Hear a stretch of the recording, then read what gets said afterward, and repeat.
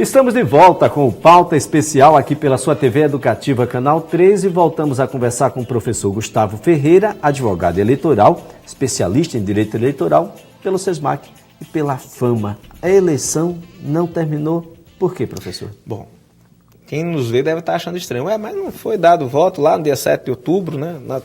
Na Alagoas nós não tivemos segundo turno. E não encerrou? Não, porque existem as ações que continuam andando depois das eleições. O período eleitoral é um período muito intenso, uma quantidade grande de ações propostas. Isso, muitas vezes, o juiz não tem tempo de julgar todas. E, naturalmente, a sentença dessas ações, há recurso de quem perdeu. Seja quem queria afastar alguém, ou seja quem foi afastado. Além disso, com a diplomação que aconteceu também em meados de dezembro do ano passado, 2012, se abre o prazo para a interposição de várias ações eleitorais, que podem ser propostas até agora, até o dia 7 de janeiro de 2013, esse ano. Essas ações eleitorais elas podem gerar o afastamento de candidatos eleitos, vereadores, prefeitos. Então, o que a gente até ironicamente brinca, chama de terceiro turno das eleições, ele está andando, está em pleno vigor. Ele continua. Muita gente não está acostumado com as regras eleitorais e em determinado momento acha estranho que no dia 1º, no último dia 1º aí, essa semana que passou, nós tivemos prefeitos assumindo mesmo tendo contas eleitorais rejeitadas, desaprovadas. Por quê? Isso não seria uma condição exatamente para impedir que o prefeito viesse a assumir? A gente tem um problema sério na legislação eleitoral, que quem aprova a legislação eleitoral é quem vai sofrer os efeitos dela. Isso é um grande problema. O deputado, o senador estão aprovando, o deputado federal e o senador estão aprovando a legislação eleitoral, eles vão ser afetados por essa legislação. E houve uma alteração em 2009, a mini-reforma eleitoral, que é a Lei 2039, onde ela faz uma pequena alteração. E essa pequena alteração foi no seguinte sentido. A desaprovação, a aprovação com ressalvas e a aprovação tem o mesmo efeito, ou seja, está tudo bem. Está tudo bem. O que eu preciso é apresentar. Sim, o problema é a não apresentação. Aí, com a não apresentação, você não tem, o que a gente falou no bloco anterior, a quitação eleitoral durante 4 anos, durante o período do mandato.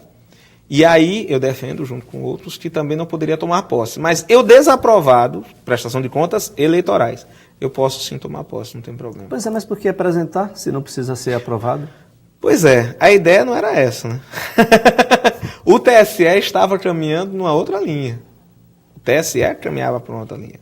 O TSE estava entendendo o seguinte, tudo bem, quem foi aprovado com ressalvas, beleza. Mas quem foi desaprovado ou quem não apresentou, vá lá quem exerce o cargo, mas não pode ser candidato. O entendimento deles era bem interessante. Vá lá quem exerce o cargo, mas não vai poder ser candidato. Não vai poder ser candidato. São pelo período do mandato, ou seja, se esse entendimento do TSE estivesse valendo hoje, quem teve a prestação de contas desaprovada, vamos imaginar um prefeito eleito no primeiro mandato, ele não poderia ser candidato a deputado estadual em 2014, nem poderia disputar a reeleição em 2016. Só que aí a classe política que é afetada por essa decisão chegou lá e fez, não, vamos mudar aqui, o problema agora é só não apresentação. Então, é só você tomar o cuidado de apresentar a prestação de contas. Em sendo desaprovada, vai tomar posse, fica, de repente, o dissabor político, né, a chateação política de ter a desaprovação, mas em termos de impedimento de candidatura, não. Tem 2 institutos aqui que as pessoas não compreendem muito bem. Diplomação e tomada de posse. O que significa a diplomação? A diplomação já significa de que, olha, agora ninguém tira mais, o mandato é meu. A diplomação, a definição doutrinária e jurisprudencial da diplomação é que é um ato de natureza declaratória da Justiça Eleitoral. Em língua de gente. Quando a Justiça Eleitoral diz, olha, você, Elias, ganhou as eleições. Parabéns. Ela declara, ela confirma que você ganhou as eleições. É um ato meramente formal. Tanto que você não é nem obrigado a ir.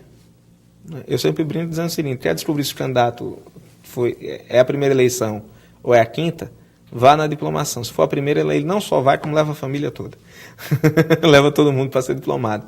Se já é a quinta, ele nem aparece, ele pega o diploma depois. Então, é um critério para saber se o sujeito está começando agora a vida política ou não.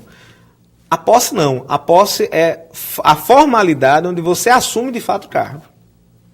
Então, na posse, as posses que aconteceram no 1º de janeiro, data inglória. 1º de janeiro, sair de casa para tomar posse. Muita gente toma, inclusive na virada do ano, na meia-noite, né, aproveitar para fazer a festa com a família. Essa posse é quando você diz, não, agora você é o prefeito, agora você é o vice, agora você é o vereador no exercício da função. A outra para dizer, olha, você foi eleito, é você que pode tomar posse. E na posse, não, você já está exercendo a função, parabéns, o trabalho é seu. Agora, imaginando aí, o prefeito tomou posse, as contas deles eleitorais estão todas boas, foram sanadas, ele percorreu o caminho com regularidade. Mas a pessoa a quem ele está sucedendo, não, né? TCU... Não, mas vamos lá, vamos fazer uma distinção. A conta agora é de quem está saindo. A prestação de contas eleitoral é do candidato. Do candidato. Acabou. O que acontece é que na hora que ele assume a questão da prestação de contas do município. Do município. E o município, ele independe se o prefeito hoje é o José e amanhã vai ser o João.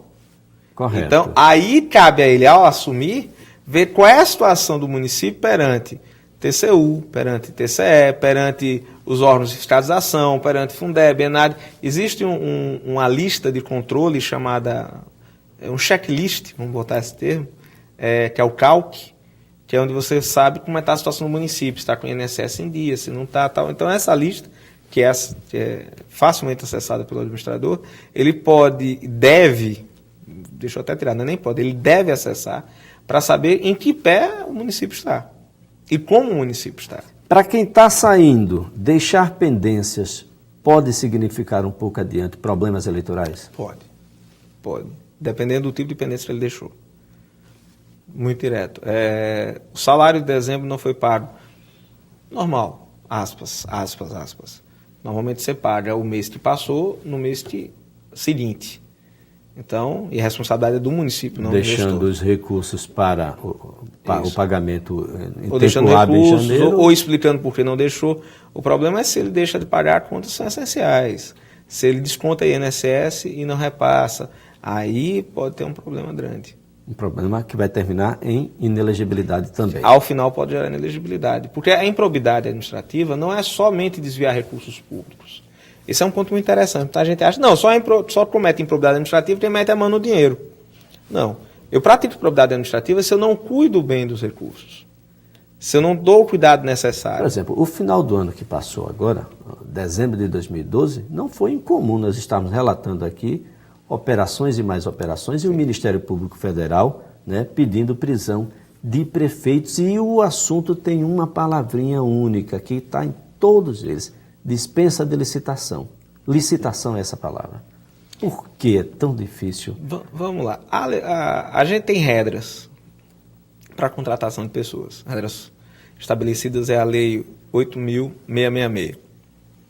Ela faz uma série de requisitos, de exigências. Está com algumas alterações já há alguns anos no nosso ordenamento jurídico para garantir a lisura do processo. Eventualmente pode-se dispensar a licitação. Eu ainda vou mais longe, eu acho que eventualmente se deve dispensar a licitação. Em alguns casos muito específicos. Vou dar um exemplo para quem está nos ouvindo, o mais comum é show. Né? Eu vou fazer licitação para show. Isso já é ponto pacífico. Eu não estou contratando o artista mais barato, estou contratando o artista que eu posso pagar e que possa atrair o público. Dá um exemplo bem... Pessoalmente, discordando até do Tribunal de Contas do Estado de Alagoas... O escritório jurídico é um caso? Eu entendo que seria um caso. Discordando do Tribunal de Contas do Estado de Alagoas, que tem entendimento de sentido oposto, motivado pelo Ministério Público de Contas, né, muito bem representado pelo Ricardo Schneider, mas com todo respeito, eu discordo porque a advogada é como médico de confiança. E nem todo município tem condições de ter uma procuradoria. Você imaginar que o advogado do adversário entrou na licitação e ganhou? Eu tive candidatos... Como é que vai ficar ali? Eu tive clientes que, infelizmente, perderam a eleição. Teve clientes que ganhou. Vamos imaginar, faz uma licitação, eu entro num processo licitatório e me ofereço para trabalhar por R$1. E aí, como é o adversário. Vamos lá, R$1 não, R$1.000, um valor, né, simbólico. Qual é a minha finalidade? Não, minha finalidade é me armar de instrumentos para ajudar o meu cliente antigo.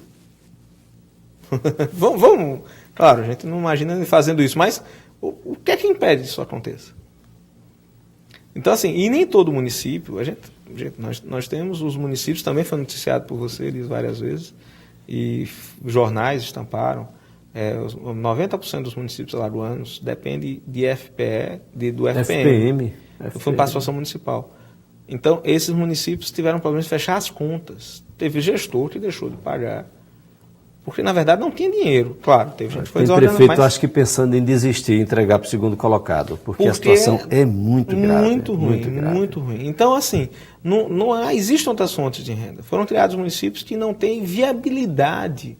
Foi criado um município com muita irresponsabilidade para criar cargos públicos para determinados eleitorais. Infelizmente é isso. Mas olha, professor, para que a gente possa concluir essa nossa conversa, a primeira nossa conversa aqui do ano de 2013, 80 crimes penais que tinham uma relação com crimes eleitorais.